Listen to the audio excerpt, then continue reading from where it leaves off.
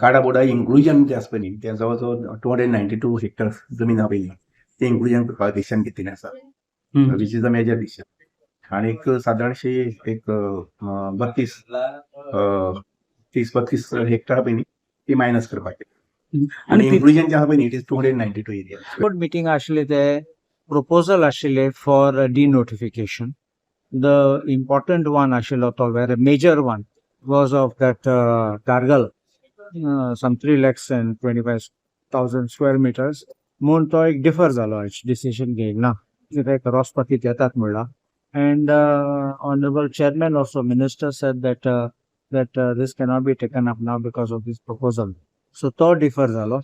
Then there was also one more of Laktam Barse, Sarpanch illo, and then objection dille ki ek Malik asa to, then application kello to for denotification, and he said that Malik is not the owner of the land, and he named some politician. I won't take names, but he said the politician brother has bought the land, and so then it was decided that unless we have this clarity, because if you are not the owner, you can't apply for denotification.